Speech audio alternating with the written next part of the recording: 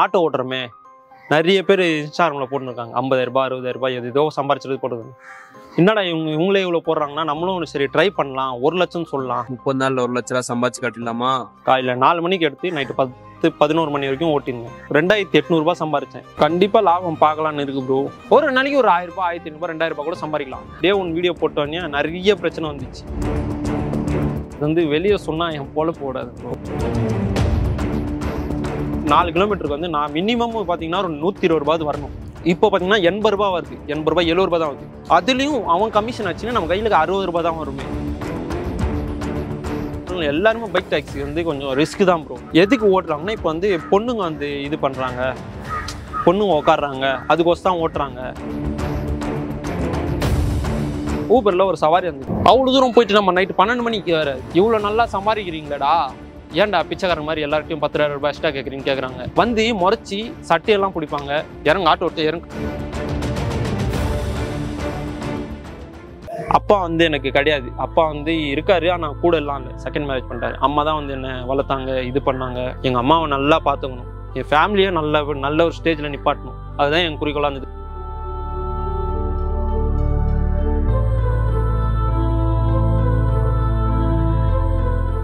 உங்களை பற்றி சொல்லுங்கள் ப்ரோ. எத்தனை வருஷமாக ஆட்டோ ஓட்டுறீங்க? என் பேர் வந்து முபின் ப்ரோ. எனக்கு வந்து ஒரு 25 வயசு ஆக போகுது. 2000 பிறந்தேன்னா. ஓகே. ஒரு 2.5 இயர்ஸாக நான் ஆட்டோ ஓட்டுன்னு. ஒரு 1 இயருக்கு முன்னாடி தான் நான் ஓனாக ஆட்டோ வாங்கினேன். 1.5 இயராக வாடகை ஆட்டோ தான் ஓட்டியிருந்தேன். வாடகை ஆட்டோ வாங்கி ஓட்டி நான் காசு சம்பாரித்து பாதி காசு வீட்டிலேருந்து வாங்கி ஒரு ஆட்டோ இஎம்ஐக்கு ஏற்றேன். அதுக்கப்புறம் ஓட்டி ஒரு 6 மந்த்ஸாக நான் ஓட்டியிருந்தேன் அந்த ஆட்டோ. அதுக்கப்புறம் நம்ம ஏதாவது ஒன்று சாதிக்கணும், இப்படியே போயிடக்கூடாது வாழ்க்கை அப்படின்றதுக்கோசம் தான் ஆட்டோ வாங்கி ஓட்டுனேன். நீங்கள் ரீசெண்டாக இன்ஸ்டாகிராமில் ஒரு வீடியோ போட்டிருந்தீங்க. ஆமாம். 30 நாளில் 1 லட்சம் சம்பாதிக்க போகிறதா. அந்த வீடியோ ரொம்பவே வைரல் ஆச்சு. இப்போ வரையும் தெரிஞ்சு அது ஒரு 6 லட்சம் பேர் அந்த வீடியோ பார்த்துருக்காங்க. அந்த வீடியோ பண்ணவங்களுக்கு எப்படி தோணுச்சு? நான் வந்து 2016 தான் சென்னைக்கே வந்தேன். 9th வந்து அங்கே டிஸ்கண்டினியூ பண்ணிட்டு இங்கே வந்து ஒரு ஷூ கம்பெனியில் ஒரு வேலைக்கு போயிருந்தேன். அதுக்கப்புறம் எனக்கு படிக்கணும்னு இன்ட்ரெஸ்ட் வந்தது. படிக்க சேர்த்தான். நல்லா படிப்பேன், நான் சூப்பராக படிப்பேன். ஆனால் வந்து எனக்கு இது பண்ணுறதுக்கு ஆள் இல்லை.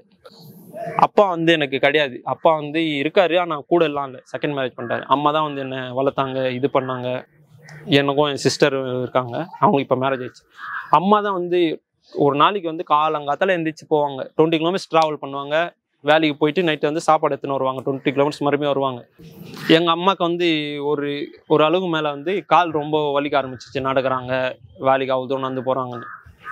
சரி நம்ம வேலைக்கே போகலாம், ஆஃபீஸ் பாய் வேலைக்கு போய் சேர்ந்தேன். எங்கள் அம்மாவை நல்லா பார்த்துக்கணும், என் ஃபேமிலியை நல்ல ஒரு ஸ்டேஜில் நிப்பாட்டணும். அதுதான் என் குறிக்கோளாக இருந்தது. ஒரு 20 வயசுக்கு மேலே, எனக்கு இப்போ 25 வயசு ஆகுது. 20 வயசுக்கு மேலே எனக்கு இந்த ரெஸ்பான்சிபிலிட்டிஸ் வந்தது. சரி இது என்ன பண்ணுதுன்னு, நீ வேணா உனக்கு டெய்லி தேவை காசு, ஆட்டோ ஓட்டு. ஆனால் அதில் நீ சொந்தமாக ஆட்டோ எடுக்கவே கூடாது, எப்பவுமே உனக்கு செட் ஆயிடுச்சுன்னா எடுத்துக்கொண்டாங்க. சரி ஓட்டினேன். நான் வந்து ஒரு 6 மந்த்ஸாகவே யோசிச்சிருந்தேன் ப்ரோ. நான் வீடியோ பண்ணணும், ஏதாவது ஒன்று பண்ணணும், ஏதாவது ஒரு சேலஞ்ச் பண்ணலாம், என்டர்டெயின் பண்ணலாம், நமக்கும் இதாகக்கூடாது, சோர்ந்துடக்கூடாதுன்றதுக்கோசம் நான் யோசனையே இருந்தேன். ஜிம் சீரீஸ் பண்ணலான்னு நினச்சேன். சரி அதுக்கப்புறமா அதை பற்றி நமக்கு எதுவுமே தெரியாமல் நம்ம எதில் இறங்கக்கூடாதுன்றதுக்கோசம் ஆட்டோ ஓட்டுறமே நிறைய பேர் இன்ஸ்டாகிராமில் போட்டுருக்காங்க. 50,000 60,000 ஏதோ சம்பாரிச்சது போடுறது. என்னடா இவங்களே இவ்வளோ போடுறாங்கன்னா நம்மளும் சரி ட்ரை பண்ணலாம், 1 லட்சம் சொல்லலாம். ஸோ நம்ம அது முடியுமா முடியாதுன்னு எனக்கு தெரியாது. இருந்தாலும் நான் வந்து ட்ரை பண்ணலான்னு இறங்கிட்டேன். அதில் இறங்கிட்டு அதுக்கப்புறம் வந்து ஒரு டே 1 வீடியோவும் நான் போட்டேன். அதில் போட்டு ஒரு 2,800 ரூபாய் சம்பாரிச்சேன். கேஸ் செலவெல்லாம் போக 2,300 ரூபாய் தான் கையில் நின்றுந்தது. காலையில் 4 மணிக்கு எடுத்து நைட்டு 10-11 மணி வரைக்கும் ஓட்டியிருந்தேன். ஓட்டிட்டு மதியம் ஒரு 1 hour 15 minutes நான் ரெஸ்ட் எடுத்திருப்பேன், அவ்வளோதான். ஓட்டிட்ட பிறகு இது எதனால நான் இது பண்ணேன்னா, இது பின்னாடி என்ன மோட்டிவேஷன் இருக்குன்னா, இப்போ வயசு பசங்களை எல்லாருமே என்ன சொல்கிறாங்கன்னா, உருப்பட மாட்டுறானுங்க, எதோ தப்பு பண்ணி சுற்றின்னு இருக்காங்க, எதோ பண்ணாங்கன்னு சொல்லின்னு இருக்காங்க. அதெல்லாம் நவுத்தி இதுக்கு பின்னாடியும் ஒரு சிலர் இருக்காங்க, அது உடச்சி காட்டணுன்றதுக்கோசம் நான் இந்த சேலஞ்சே பண்ணேன். அதுக்குள்ளே பார்த்தீங்கன்னா ஒரு டே 1 வீடியோ போட்டோன்னே நிறைய பிரச்சனை வந்துச்சு. எதுக்கு தான் நம்மளை இது பண்ணுறாங்க ஒன்றுமே புரியல. சரி எதுக்கு கமெண்ட்ஸும் டிஎம்லையும் நிறைய பேர் பண்ணுறாங்க. ப்ரோ நீ பண்ணுறது வந்து நிறைய பேரோட வாழ்வாதாரமே பாதிக்கப்படுது, யாருமே நல்லா இருக்கக்கூடாதுன்னு நினைக்கிறியா? ஏற்கனவே ஆட்டோக்காரங்களை வந்து எந்த நிலைமையில வச்சுருக்காங்க. அதுக்கப்புறம் நிறைய பிரச்சனை வந்து நான் வேணான்னு சொல்லிட்டேன். என்ன பிரச்சனை வந்துச்சு எக்ஸாக்டாக? என்ன மாதிரியான உங்களுக்கு அழுத்தம் கொடுக்கப்பட்டுச்சு? அழுத்தம்லாம் அது வந்து வெளியே சொன்னா என் பொழப்பு போடாது ப்ரோ. ஓகே. அதனால தான் நான் எதுவுமே இது பண்ணாம இருக்கேன், வெளியே சொல்லாம. நிறைய பேர் வந்து உங்க வீடியோ பார்த்ததுல கமெண்ட் பண்ணியிருந்தேன்னா, நீ வந்து பொய் சொல்ற, உள்ள சம்பாதிக்கவே முடியாது, உன்னை பார்த்து நிறைய பேர் ஆட்டோ ஓட்டுற தொழில வந்துட்டு நாசமா போறாங்க, ஏன் இந்த மாதிரிலாம் பண்றேன்னு கேட்குறாங்க. அவங்களுக்கு நீங்க என்ன பதில் சொல்ல விருப்பப்படுறீங்க? ப்ரோ இதுல வந்து ஆட்டோவில் தான் மட்டும், இந்த ஃபீல்ட்ல மட்டும் கிடையாது, எந்த ஃபீல்ட்னாலும் இல்லை. அது முடியுமோ முடியாதுன்னு நமக்கு தெரியாது. ஆனால் நம்மளோட எஃபோர்ட் போடுறோமா, நம்ம மேலே நம்பிக்கை இருக்கா, ஃபர்ஸ்ட் உங்க மேலே நீங்கள் நம்பிக்கை வைங்க. அதுதான் அதுக்கப்புறம் எதுவும் அது நடந்தோ நடக்கலையோ, இவ்வளோ ட்ரை பண்ணிடுறோமே நம்ம. இப்போ 30 நாள் வச்சு ஒரு 10,000 கூட சேர்த்து விட்டுருமே, நம்ம ட்ரை பண்ணுறதே ஒரு பேர் இருக்கும். இப்போ நீங்க ஒரு நாளைக்கு ஓட்டி ஒரு 2,800 ரூபாய் சம்பாதிச்சிருக்கீங்க. சில பேர் அப்பெல்லாம் சம்பாதிக்க முடியாது சொல்றாங்க. இப்போ ஒரு ஆட்டோவே இப்போ புதுசாக ஒருத்தர் ஓட்ட அந்த ஃபீல்டுக்கு வராருன்னா, நீங்க உண்மையா இதான்ப்பா நடக்குது அப்படின்னா நீங்க என்ன சொல்லுவீங்க? இதுக்கான பதில் வந்து அரசாங்கம் தாங்க சொல்லணும். அரசாங்கம் வந்து கவர்மெண்ட் வந்து மீட்டர் ஏற்றிட்டாங்க. ஆனால் இந்த ஓலா, ஊபர், ரேபிடோ ஆன்லைன் ஆப்ஸில் மட்டும் எதுலையுமே ஏறல, இன்னும் குறைஞ்சின்னு தான் போயிருக்கு தவிர ஏறவே இல்லை. அரசாங்கம் வந்து ஏதாவது இதுக்கு முடிவெத்தி ஏதாவது ஒன்று பண்ணிச்சுன்னா தான் நல்லா இருக்கும். இப்போ உங்களுக்கு எவ்வளோ கமிஷன் வருது ஒரு சவாரியில்? இப்போ நார்மலாக ஃபஸ்ட்டு வந்து ஒரு 4 கிலோமீட்டருக்கு வந்து நான் மினிமம் பார்த்தீங்கன்னா ஒரு 120 ரூபாய் வரணும். இப்போ பார்த்தீங்கன்னா 80 ரூபாய் வருது, 80 ரூபாய் 70 ரூபாய் தான் வருது. அதுலேயும் அவன் கமிஷன் ஆச்சுன்னா நம்ம கையில் 60 ரூபாய் தான் வருமே. இந்த 4 கிலோமீட்டருக்கு வந்து 60 ரூபாய் வச்சு என்ன பண்ண முடியும்? ஆனால் நமக்கு வேற ஒன்றுமே பண்ண முடியாது நம்மளால. ஸ்டாண்டில் சேர்னா லட்சக்கணக்கில் இப்போ இருக்கிற இந்த ஜென்ரேஷனில் 1 லட்சம் கொடு, 2 லட்சம் கொடு, இல்லை ஸ்டாண்டில் சேர்க்க முடியாது. இப்போ நம்ம வந்து ஓலா ஒரு ஆன் பண்ணி எங்கேயாவது போனாலே பைக்காரங்களை துரத்துவாங்க, நாய் பார்க்குற மாதிரி பார்ப்பாங்க. இங்கே நிற்காதுப்பா, கிளம்பா அப்படின்னு சொல்லுவாங்க. சரி நம்ம என்ன பண்ணுறது, வேற எங்கேயாவது போய் ஓலா ஊபர் தான் ஓட்டி ஆகணும். என்னதான் பண்ணாலும் நம்ம ஓட்டி தான் ஆகணும். அவங்களும் அந்த சவாரி எடுக்கணும்னா நம்ம எப்படியாவது போய் நின்று ஒரு சவாரி ஏற்றுன்னு போகணும். நம்ம கிட்ட வருவாங்க, ஒரு 10 ரூபா நம்ம கம்மியாக சொன்னோம்னா அவங்க யாராவது ஒருத்தர், எல்லாருமே இல்லை, ஒருத்தவங்க வந்து காசு அதிகமாக கேட்டிருப்பாங்க. ஆக்சுவலாக அவங்ககிட்ட ஆனால் நம்ம வந்து நியாயமான விலை சொல்லுவோம், இந்த மீட்டர் ப்ரைஸ் வந்து வச்சுன்னு சொல்லுவோம். அதை வச்சு நம்ம ஏற்றின்னு போயிட்டோன்னா வந்து முறைச்சி சட்டையெல்லாம் பிடிப்பாங்க, ஆட்டோ ஓட்டு கஸ்டமரையும் ஒரு ரூடாக பிஹேவ் பண்ணி இறங்குன்னு சொல்லிட்டு நம்மளும் இல்லாமல் அவங்களும் இல்லாமல் அனுப்பிச்சி விட்ருவோம். உங்களுக்கு நடந்துச்சு? ஆமாம், எங்களுக்கு எக்ஸாக்ட் என்ன நடந்துச்சு? பஸ் ஸ்டாப்பில் போயின்னு இருக்கும்போது நிறுத்திட்டு அவங்க ஏதோ ப்ரைஸ் சொல்லியிருக்காங்க போல். அவங்க வந்து ரொம்ப அதிகமாக கேட்டிருக்காங்க. அந்த ஸ்டாண்டில் ஒருத்தர், அது யாருன்னு தெரியல, அவங்க அந்த ஸ்டாண்டில் இருக்கவங்க தெரியுமா தெரியாதுன்னு தெரில. நார்மலாக எல்லா ஸ்டாண்டும் மீட்டர் ஆட்டோ தான் ஓடுது. ஒருத்தவங்க இந்தமாரி அவங்க புதுசாக ஒரு வெளியூர்லேருந்து வரவங்கள இது பண்ணுறதுக்கோசம் காசு அதிகமாக சொல்லிப்பாங்க. அதுன்னு சொல்லிப்பாங்க. என்கிட்ட கேட்டாங்க, இப்போ வந்து ஒரு 500 ரூபாய் சொல்கிறாருன்னா, சும்மா சொல்கிறேன், ஒரு 500 ரூபாய் சொல்கிறேன்னா அதுக்கான விலை வந்து ஒரு 300 ரூபாய் 350 ரூபா தான் இருக்கும். நான் வந்து 350 ரூபா ஆகுது மேடம், ஒரு 10 ரூபா 20 ரூபாய் சேர்த்து கொடுங்க சொல்லியிருந்தேன். சரி அவங்க வந்து ஏறிட்டாங்க. அவங்க வந்து திடீர்னு ஆட்டோ எடுத்து மூவ் பண்ண, திடீர்னு வந்துட்டு என்னவா பண்ணுறீங்கன்னு கேட்டார். ஒன்றும் இல்லை, அந்த சவாரி என்னங்கண்ணா, இப்போ நாங்கள் எதுக்கு பாருங்க ஸ்டாண்ட் வச்சு என்ன பண்ணிருக்கோம், எங்கெல்லாம் பார்த்தா நம்ம பேட் வேர்ட்ஸ்லாம் பேசி பைத்தியக்கார மாதிரி தெரிதா என்ன சொல்லி சட்டை போச்சுட்டு, மேடம் இங்கேருந்து இறங்கலாம், இல்லை இவரு அடிப்பண்ணா இது பண்ணுன்னு சொன்னா. அவங்க வந்து நீங்கள் போலீஸ் கால் பண்ணோன்னு கேட்டீங்க. இப்போ நீங்கள் யார் வேணால் கால் பண்ண மேடம், போலீஸ்க்குலாம் கால் பண்ணீங்கன்னா இப்போ இவங்களுக்கு தான் இது பண்ணணும். அப்புறம் நான் தான் வந்து மன்னிப்பு கேட்டேன், மேடம் நீங்கள் தப்பாக நினச்சிக்காதீங்க, இது வந்து ஸ்டாண்ட் நான் வந்து தான் ஏற்றுக்கு தான் தப்பு. அவங்க என்ன சொல்கிறாங்க, அவங்க கூட போங்க மேடம்னு சொல்லிட்டு அவங்க வந்து யாருக்கும் வேணாம்னு சொல்லிட்டு இறங்கி போயிட்டாங்க. இப்போ நீங்கள் சொன்னீங்க ஸ்டாண்டில் இந்த மாதிரி பண்ணுறாங்கன்ட்டு, அப்போ நீங்கள் ஸ்டாண்டில் சேரலாம் நீங்கள் ஏதாவது முயற்சி எடுத்தீங்களா? அப்போ எதனால நீங்கள் ஸ்டாண்டில் சேரல? இப்போ வந்து மினிமமாக நம்ம ஆட்டோ எடுக்கிறதுக்கே 3 லட்ச ரூபாய், அதே இல்லாமல் தான் 30,000 ரூபாய் இஎம்ஐ கட்டி முன்பணம் கட்டி எடுக்கிறோம். ஸ்டாண்டில் சேர்றதுக்கு 50,000 ரூபாய் 25,000 ரூபாய் 1 லட்ச ரூபா கேட்டீங்கன்னா நான் எங்கே ப்ரோ சேருது? அதுக்கெல்லாம் பண்ணலாம் தான் இந்த நிறைய பேர் ஓலா ஊபர் தான் ஓட்டுறானுங்க. சரி ஓலா ஊபர் ஓட்டாமல் சரி வர சவாரி எடுக்கலாம்னா கூட அங்கே நிற்க விட மாட்டாங்க. இங்கே நிற்காதுப்பா, கிளம்பு எங்கெல்லாம் சவாரி என்ன பண்ணுறதுன்னு சொல்கிறதுக்கோசம், சரி வேறு வழியே எல்லாமே ஆட்டோ எடுத்துட்டோமே, இஎம்ஐ என்ன பண்ணுறது, வீட்டு செலவு என்ன பண்ணுறதுக்கோசம் ஆட்டோ எடுத்து ஓலா ஊபர் எல்லாம் போட்டு ஓட்டுன்னு இருக்காங்க. எங்களோட மாதிரி டிரைவர்ஸோட நிலைமை வந்து யாரும் புரிய மாட்டேங்குது. நான் இப்போ 1 லட்ச ரூபா கண்டென்ட் போட்டிருந்தேன், இவ்வளோ நல்லா சம்பாதிக்கிறீங்களடா, ஏன்டா பிச்சைக்காரங்க மாதிரி எல்லார்ட்டையும் 10,000 ரூபாய் எக்ஸ்ட்ரா கேட்குறாங்க. அவங்களுக்குலாம் ஒரு ரிக்வஸ்ட் வச்சுக்கிறேன், இந்த இவ்வளோ சம்பாதிக்கணும் அவ்வளோ சம்பாதிக்கணும் ஒருத்தன் வெளியே போடுறான்னா அதுக்கு பின்னாடி எவ்வளோ இருக்குன்னு நீங்கள் கொஞ்சமாவது யோசிச்சு பாருங்க.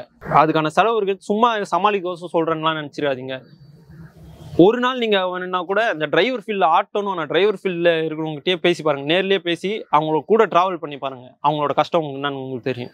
இப்போ ஆட்டோ டிரைவர்ஸ் மேலே எல்லா மக்கள் பொதுவாக வைக்கிற குற்றச்சாட்டு என்னன்னா, இங்கேருந்து ஒரு இத்தனை கிலோமீட்டர் போனோன்னா ஒரு 180 ரூபா வருதுன்னா அவங்க 500 ரூபாய் கொடுங்கன்னு கேட்குறாங்க. நீங்கள் என்ன அதுக்கு பதில் சொல்கிறீங்க?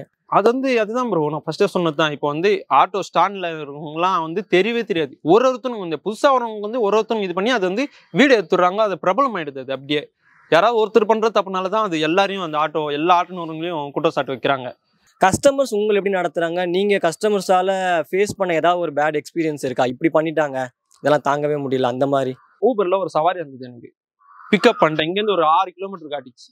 அங்கேருந்து வந்து நான் எங்கள் வீட்டாண்ட நான் போகணும். அங்கேருந்து சரி இப்போ 6 கிலோமீட்டர் இருந்தாலும் பரவாயில்ல, இப்போ பிக்கப்புக்கே 6 கிலோமீட்டர் நம்ம என்ன பார்த்துன்னு சரி அந்த சவாரிக்கு போயிடலான்னு சொல்லிட்டு அவங்களுக்கு கால் பண்ண அவங்க அட்டன் பண்ணிட்டாங்க. பேசிட்டேன், நேர்லையும் நான் போயிட்டேன் 6 கிலோமீட்டர். போயிட்ட பிறகு ஒரு 5 மினிட்ஸ் கழிச்சு கால் பண்ணணும். நம்ம இது பண்ணுறதுல 5 மினிட்ஸ் கழிச்சு கால் பண்ணுறேன். ஒரு 20-30 வாட்டி கிட்ட கால் பண்ணிருப்பேன், மெசேஜ் பண்ணிட்டேன், ரிப்ளையே பண்ணல. அவ்வளோ தூரம் போயிட்டு நம்ம நைட்டு 12 மணிக்கு வராது, எதுவுமே இல்லாமல் தெரியுமா, ரிப்ளே பண்ணல, கால் அட்டன் பண்ணல. இந்த மாதிரிலாம் வந்து தயவு செஞ்சு பண்ணாதீங்க. உங்களுக்கு வேணும்னா வேணும்னு சொல்லுங்க, இல்லைன்னா வேணான்னு சொல்லுங்க. ஆட்டோ ஓட்டுறவங்களுக்கும் இந்த ரேபிடோ அந்த பைக் டாக்ஸி ஓட்டுறவங்களுக்கும் ஒரு பிரச்சனை போயிட்டு இருக்கு. ஏன் ஆட்டோக்காரங்களுக்கு அந்த பைக் டாக்ஸி ஓட்டுறவங்கள பிடிக்க மாட்டேங்குது? என்ன பிரச்சனை ஆக்சுவலா? ப்ரோ எல்லாருமே இல்லை, இப்போ ஆட்டோ ஓட்டுறவங்க மட்டும் இல்லை, எல்லாருமே பைக் டாக்ஸி வந்து கொஞ்சம் ரிஸ்க் தான் ப்ரோ. என்னை பொறுத்த வரைக்கும் ரொம்ப கொஞ்சம் ரிஸ்க் தான். இப்போ இருக்கிற வயசு பசங்க வந்து எதுக்கு இந்த ரேபிடோலாம் ஓட்டுறாங்கன்னா, எல்லாரையும் சொல்ல, ஒரு சில இளைஞர்களை தான் சொல்றேன். எதுக்கு ஓட்டுறாங்கன்னா, இப்போ வந்து பொண்ணுங்க வந்து இது பண்றாங்க, பொண்ணுங்க உட்காடுறாங்க, அதுக்கோசம் ஓட்டுறாங்க அப்படின்னு நான் நேரில் கேள்விப்பட்டிருக்கேன். இப்போ எனக்கு தெரிஞ்சவங்க சர்க்கிள்லேயே சொல்லியிருக்காங்க, இந்த மாதிரி பொண்ணுங்களாம் வருவாங்க ஓட்டுறோன்னு. யாராவது ஒரு சிலருங்க தான், அது எல்லாருமே கிடையாது. இதனால வந்து ஆட்டோவில் நம்ம இந்த எல்லோ போர்டு வண்டியில் உட்காந்து ட்ராவல் பண்ணோம்னா இன்சூரன்ஸ் இருக்கு, இன்சூரன்ஸ் நமக்கு கிளைம் ஆகும், அந்த கஸ்டமருக்கும் கிளைம் ஆகும். இப்போ இந்த 2 வீலர்லாம் வந்து இந்த பர்சனல் பைக்கு ஓனருக்கு மட்டுமே தான் கிளைம் ஆகும். அதெல்லாம் ஏதாவது சப்போஸ் ஆயிடுச்சுன்னா என்ன ஆகும் சொல்லுங்க. இப்போ நிறைய ஃப்ராடெல்லாம் நடக்குது பைக்கில் வர. ரேபிடோ புக் பண்ணுறாங்க, அது மட்டும் இல்லாமல் கஸ்டமர்ஸ் கூட ரேபிடோ வந்து பைக்கில் ஓட்டுறவங்கள கஸ்டமர்ஸ் கூட ஏமாத்துறாங்க. ஆட்டோ ஓட்டுறவங்க, பைக் ஓட்டுறவங்க இந்த மாதிரி உங்களுக்கு காசு அனுப்பிச்சிடுறோம். என் ஃப்ரெண்டுக்கே இந்த மாதிரி நடந்திருக்கு. ப்ரோ வந்து ரேபிடோ உங்களுக்கு புக் பண்ணியிருக்கேன், உங்களுக்கு ஒரு 500 ஜிபே பண்ணுறேன், எனக்கு வந்து காசு அனுப்பிச்சி விட்ருங்க, ரிட்டர்ன் கையில் குத்துருங்க அவங்க கையில் அப்படின்னு சொல்லிட்டு போயிட்டாங்க. சும்மா இந்த ஃபேக்கு ஃபோன்பே அந்த மாதிரி இந்த ஆப்ஸ்லாம் வச்சுன்னு அனுப்பிச்சி விட்றாங்க. இவங்களும் வந்து குத்துட்டான் இதுன்னு தெரியாமல். அக்கௌண்ட்டில் போயிட்டு வீட்டான வந்து அக்கௌண்ட்டில் பார்த்தா காசு இல்லை. இந்த மாதிரிலாம் யாரும் பண்ணாதீங்க தயவு செஞ்சு. இப்போ நீங்கள் எப்படி பார்க்குறீங்க? நீங்கள் ஒரு ஆட்டோ டிரைவராக இருக்கலாம், இந்த ரேபிடோலாம் பைக் டாக்ஸி இருக்கலாமா இல்லை அது இருக்கக்கூடாதுன்னு நினைக்கிறீங்களா? அவங்களாம் வந்து இது வந்து ஒரு பார்ட் டைம் தொழிலாக வச்சுக்கிறாங்க. இது பார்ட் டைம் தான் உங்களுக்கு ஓட்டணும்னா எவ்வளோ இருக்குது. ஸ்விக்கி, ஊபர் ஃபுட்ஸு, இந்த மாதிரி போர்ட்டர்லாம் நிறைய, ஜொமேட்டோலாம் இருக்குது. நீங்கள் உங்களுக்கு வேணும்னா அதில் கூட போய் ஓட்டலாம்.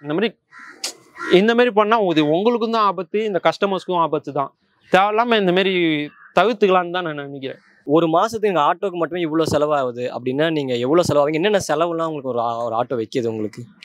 இப்போது நான் சும்மா ஒரு நான் ஸ்டாப்பாக 30 days தான் நான் ஓட்டுனா ஒரு 50K சம்பாதிக்கிறேன்னா என் கைக்கு ஒரு 10,000 ரூபா 15,000 ரூபா கூட கைக்கு வராது. மிச்சம் எல்லாம் ஆட்டோக்கு தான் போகும். Maintenance, gas, EMI, auto engine oil, brake oil, அடிக்கடி ஒயர் கிளச் ஒயர் வேறு அறந்து போயிடும். இதெல்லாம் மாதத்தில் ஒரு 2 வாட்டியாவது கண்டிப்பாக நடந்துடும். நான் சொன்னது எல்லாமே இன்ஜின் ஆயிலு கண்டிப்பாக போட்டே ஆகணும். நான் ஸ்டாப்பாக ஓட்டினா ஒரு வாட்டி இன்ஜின் சீஸ் ஆகிறதுக்கு கூட வாய்ப்பு இருக்குது. இதில் வந்து ஒரு 10,000 ரூபா நம்ம ஒரு மாதத்துக்கு கையில் நிற்கிற மாதிரி ஆனால் எதிர்பார்க்கணும். நமக்கு என்ன இதில் பெனிஃபிட்னா டெய்லி இப்போ காசை வந்து கையில் நிற்கும், டெய்லி செலவு பண்ணி பார்த்துக்கலாம். ஒரு நாளைக்கு நீங்கள் எவ்வளோ நேரம் ஆட்டோ ஓட்டுறீங்க? இவ்வளோ நேரம் ஆட்டோ ஓட்டினா கண்டிப்பாக ஒரு லாபம் பார்க்கலாம் அப்படின்னு ஏதாச்சும் இருக்கா? கண்டிப்பாக லாபம் பார்க்கலான்னு இருக்குது ப்ரோ. ஆனால் அது வந்து அனுபவிக்கு தான் நம்ம இருக்க மாட்டோம். அந்த அளவுக்கு நம்ம லாபம்னு ஒன்று பார்க்கணும்னு நினச்சுன்னா எதுவுமே பண்ண, நம்ம சாப்பாடு சேவ் பண்ண முடியாது ப்ரோ. நமக்கு சொந்த தேவைக்கு அன்றைக்கி சம்பாதித்து அன்றைக்கே க்ளோஸ் ஆகிடும். எதுவுமே ஒரு நாளைக்கு 100 ரூபா 200 ரூபா ஒரு 12 ஹவர் லாகின் பண்ணி 500 ரூபா கூட சம்பாதிச்சிட முடியாது. ஒரு நாளைக்கு ஒரு 1000 ரூபா 1500 ரூபா 2000 ரூபா கூட சம்பாதிக்கலாம். நான் இப்போ வந்து ஒரு கண்டென்ட் ஒன்று போட்டிருந்தேன், டெய்லி சேலஞ்ச் 2800 ரூபான்னு. 17 ஹவர் ஓட்டினேன் அன்றைக்கி மட்டுமே. நான் 17 ஹவர் ஓட்டி அதில் கேஸு டெய்லி நீட்டு போவே என்கிட்ட ஒரு 500 ரூபா 1000 ரூபா கூட நின்று இருக்காது. இப்போ புதுசாக ஆட்டோ ஓட்டவும் நிறைய பேர் வருவாங்க, அவங்களுக்கு நீங்கள் என்ன சொல்ல விருப்பப்படுறீங்க? இன்னொன்று ஒரு அட்வைஸா இல்லை என்ன பண்ணலாம் நீங்கள் சொல்லுங்கள். நீங்கள் வர்றதும் வரக்கூடாதுன்னு சொல்கிறது நான் வந்து எனக்கு ரைட்ஸே கிடையாது. நான் ஒன்றும் சொல்கிறதுனா நீங்கள் எத்தோடனே சொந்த ஆட்டமெல்லாம் வாங்கிடாதீங்க. உங்களுக்கு அந்த நம்பிக்கை இருக்குது, நீங்கள் பண்ணுவீங்க அதுன்னு நினச்சிங்கன்னா ஃபஸ்ட்டு வாடகை ஆட்டோ இல்லைன்னா ஃப்ரெண்டு கூட போங்க. ஆட்டோ ஓட்டுற ஃப்ரெண்டு கூட கொஞ்ச நாள் சுற்றுங்க, அதுக்கப்புறம் வாடகை ஆட்டோ வாங்குங்க. அதுக்கப்புறம்லாம் செட் ஆகி ஆட்டோ ஓட்டி ஒரு 6 மாதம் அதில் வர்ற காசை வச்சுன்னு ஆட்டோ வாங்குங்க நீங்கள் சொந்தமாக. எப்பயாவது இது வேண்டாம் அதாச்சும் பண்ணலாம் அப்படின்னு தோணிருக்கு? கண்டிப்பாக ப்ரோ, நிறைய வாட்டி தோணிருக்கு. கஸ்டமரும் அசிங்கப்படுத்துவாங்க, இந்த மாதிரி ஆட்டோ ஸ்டாண்டில் இருக்கவங்களும் அசிங்கப்படுத்துவாங்க, திட்டுவாங்க, எதுதோ பண்ணுவாங்க. இவ்வளோ அசிங்கத்தான் நம்ம இது பண்ணமான்னு சார். பின்னாடி நம்ம வந்து இந்த அசிங்கத்தன்லாம் ஒரே ஒரு விஷயம் தான் அவசியம். குடும்பம், ஃபேமிலியை பார்க்கணும், சம்பாதிக்கணும், சேவ் பண்ணணும். அதுக்கோசம் நான் வந்து எல்லா அசிங்கத்தாண்டையும் இது பண்ணேன். நீங்கள் சினிமாவில் ஆர்வம் இருக்குன்னு சொன்னீங்களே, அந்த ஆர்வம் எப்போ வந்துச்சு? எது மூலமாக வந்துச்சு? இப்போ நிறைய பேர் இன்ஸ்டாகிராமில் ஏதாவது வீடியோ போட்டு ஃபேமஸ் ஆகி படத்தில் போயிடுறாங்க. உங்களுக்கு அந்த மாதிரி ஆசைகள் இருக்கா? கண்டிப்பாக ப்ரோ. இன்ஸ்டாகிராம் பார்த்து இந்த மாதிரி இந்த வாட்டர் மெலன் சாப்பிட்டு இது பண்ணுறது, அதுக்கப்புறம் அந்த பலூன் இது பண்ணுறது எதுதோ இருக்குது. அதெல்லாம் வந்து அது வந்து ஃபேமாக இருந்தாலும் அது போகிறது அதுலேயே அவங்க தெரிஞ்சிடும் அது நடிப்புன்னு. நாங்களாம் வந்து நாங்களும் போடணுன்னா போட மாட்டோமா, இது சும்மா இப்போ பைத்தியக்கார மாதிரி பண்ணி போடணுன்னா நாங்களும் போடுவோம். அதெல்லாம் வந்து ஒரு நடிகனாவே இது பண்ண முடியாது. நான் வந்து ஒரு ப்ராப்பர் நடிகன் ஆகணும்னு இது பண்ணியிருக்கேன். அதுக்கோசம் நான் வெயிட் பண்ணிருக்கேன். இப்போ என்னால் ஒரு அமௌண்ட் சேர்த்து நான் வந்து இந்த இப்போ கூத்துப்பட்டுக்கு போயிட்டு எக்ஸ்பீரியன்ஸ் கெயின் பண்ணினேன். அதுக்கப்புறம் போய் ஆடிஷனில் சேர்ந்து அவங்க வந்து பிடிச்சிருந்துன்னா நான் சினிமாவில் போகணுன்னு தான் ஆசைப்பட்டேன். உங்களுக்கு எந்த ஆக்டர் பிடிக்கும்? இவர் எனக்கு இன்ஸ்பிரேஷன் அப்படின்னு யாரை சொல்லுவீங்க? நான் வந்து சின்ன வயசுலேருந்து பார்த்து வந்தது ஆக்டிங்காக நான் பார்த்து வந்தது கமல் சார் தான். எல்லாருக்கும் கமல் சார் தான் ஆக்டிங். ஆனால் நான் எனக்கு பிடிச்ச ரசிகர் பார்த்தீங்கன்னா தளபதி விஜய் அண்ணா தான். ஆட்டோ ஓட்டுறோம், டெய்லி செலவு நிற்குது, இந்த மாதிரி சேலஞ்ச் பண்ணி காசு சேர்த்து இயரில் கூத்துப்பட்டுல நான் போயிடணும்னு ஆசை. சேலஞ்ச் தொடர போறீங்களா இல்லை வேணான்னு விட்டுட்டீங்களா? இல்லை ப்ரோ, அந்த வந்து ஒரு இப்போ நான் சேலஞ்ச் தொடர்ந்தேன்னா நான் ஆட்டோ ஓட்டுறதே மறந்துடணும். அதுக்கோசம் தான் நான் இந்த சேலஞ்சே இது பண்ணணும். ஆட்டோ வந்து எங்கேயும் ஓட்ட விட மாட்டாங்க, என்ன அந்த அளவுக்கு ப்ரெஷர் கொடுப்பாங்க. அதுவும் நியாயம் தான், அவங்க பண்ணுறது நியாயம் தான், அவங்களோட பொழப்பு. இப்போ நான் வந்து ஒரு 3000 ரூபாய் சம்பாதிக்கிறேன்னு நான் டெய்லி இப்போ வீடியோ போட்டேன்னா அவங்க ஆட்டோ ஓட்டுறவங்க அந்த வீட்டில் இருக்கிறவங்க எல்லாருமே அவங்க அவ்வளோ சம்பாதிப்பாங்க தெரியாது இல்லை. அவங்க சவாரி வந்திருக்காது. அவங்க வந்து இப்போ 500 ரூபாய் தான் வீட்டுக்கு எடுத்துன்னு போகிறாங்க. இப்போ வந்து என் வீடியோ இல்லை நிறைய பேர் இந்த மாதிரி சேலஞ்ச் பண்ணுறவங்க வீடியோ காட்டி அவன் மட்டும் எப்படி டெய்லி 1 லட்ச ரூபா சம்பாதிக்கிறான், ஒரு மாதத்தில் 3000 ரூபாய் சம்பாதிக்கிறான் டெய்லி, நீ மட்டும் என்ன சவாரியே வர மாட்டேன்னு வர சொல்லி இது பண்ணாங்கன்னா அவங்களோட வாழ்வாதாரம் நம்மளால அவங்க வாழ்வாதாரம் பாதிக்கப்படும். அதுக்கோசம் நான் இந்த முக்கியமாக இது யார் சொன்னதுக்கும் இல்லை, முக்கியமாக இந்த அவங்களோட வாழ்வாதாரம் பாதிக்கிறதுக்கோசம் நான் இதில் இந்த சேலஞ்ச் வந்து வெளியே வந்துட்டேன். இப்போ வந்து கமெண்ட்டில் ஃபஸ்ட்டு சொல்கிறாங்க, நிறைய பேர் டிஎம் பண்ணாங்க, நிறைய பேர் அசிங்கமாக கமெண்ட் பண்ணுறாங்க, ஹெல்ப் நீ போட்டேன்னா இந்த மாதிரி கான்டென்ட் நீ சொல்லிருக்கூடாது, ஹெல்ப் பண்ணுறேன்னா நீ ஃபஸ்ட்டே சொல்லிருக்கூடாதுன்னு. ஹெல்ப் வீடியோ போட்டாலும் தப்பு சொல்கிறாங்க, போடலனாலும் பொய்ன்னு சொல்கிறாங்க. கண்டிப்பாக ஹெல்ப்பிங் வீடியோ போட தான் போகிறேன் இதுக்கு மேலே போட்டு வந்து. ஆனால் அவங்கள நான் காட்ட போகிறது இல்லை, சாப்பாடை பிளர் பண்ணியே இது பண்ணி போடலான்னு இருக்கேன். அதுக்கும் ஆனால் தப்பாக சொல்லுவாங்க தான், இதுக்கு மேலே நான் வந்து அதை கண்டுக்க போகிறது இல்லை.